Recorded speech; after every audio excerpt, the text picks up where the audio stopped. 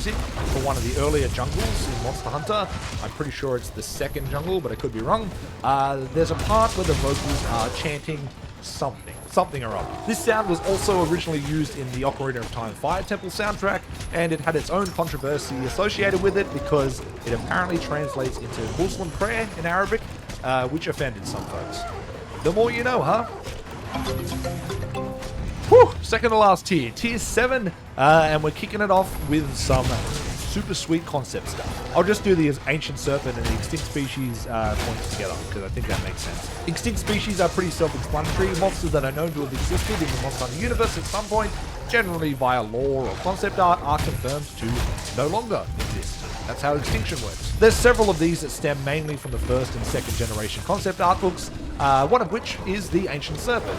Whilst considered an extinct species, yes, it is possible that this thing still exists within the universe. It's a gigantic Piscine wyvern that has fully lost its wings and legs and wields power comparable to an Elder Dragon. Just a big fish. Another famous extinct species is the Wyvern Rex that we spoke about just a little bit ago. So yeah, there's quite a few of them. It's pretty cool. Go and look them up if you want to see and learn about that kind of stuff.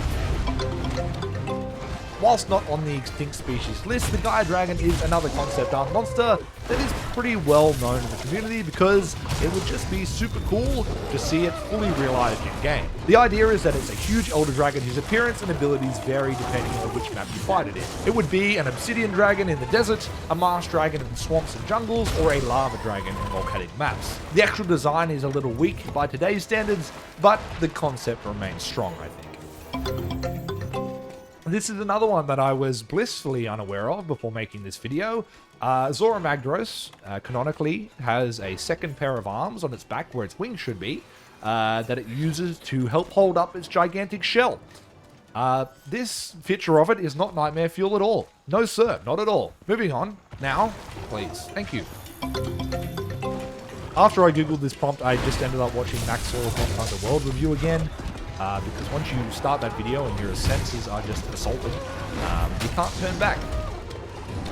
What were we talking about? Oh, right. This one's a bit of a doozy and gets into some rock territory that's just a touch more than I'm comfortable with going into here, but I think the basic idea is that the through line of Monster Hunter World, and in particular Iceborne, is that it's about colonialism and how awesome and good and cool colonialism is. Because we move to the Hoarfrost Reach and we make Celiana there. I get where they're coming from, and colonialism sucks, but like, I don't know, man. I choose to think it's not that deep. But who am I to say the devs' intentions? I don't know them.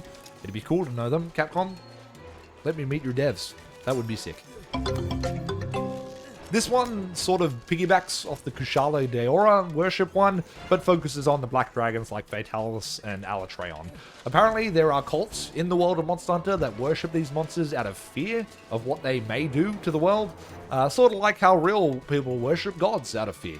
Yeah, it makes sense. I get it. Whilst Fatalis has been in the series since the very first entry, it was never canonically fought or slain prior to Iceborne. Every single other Fatalis hunt is supposed to be a myth, a legend, or something along those lines. That was until it was woven into the story of Iceborne, and now there has been at least one canon occurrence of a Fatalis being trained, and now there is one in-universe canon event of Fatalis being slain at Castle Shrade by the player in Monster Hunter World. And that's it. That's the only time that's happened. Best I can tell, this one refers to the alternate translation for the Bloodbath Dialboss from Monster Hunter Generations Ultimate. This guy is the secondary flagship for that game and makes up the other half of the Unrivaled 2 alongside Dullstrux. It's a G-rank exclusive deviant that can only be fought after defeating every other deviant first, and he kicks ass. Yeah, pretty cool. This one's pretty self-explanatory. Xeno'jiiva looks a lot like an alien, I'd say, and well, if it looks like a duck and quacks like a duck, probably a duck. That's the idea anyway. I'm not saying I agree. I don't really. I think he's just a weird bioenergy dragon, and he looks weird because he's underdeveloped because we interrupted and made him be born early. Yeah, that's my take. This is a cool concept that unfortunately never made it into the final version of World, but apparently there was set to be colossal monsters that would fight each other in the distance of the Elder's Recess and would occasionally pose environmental hazards on the map itself. You can see a few ideas in the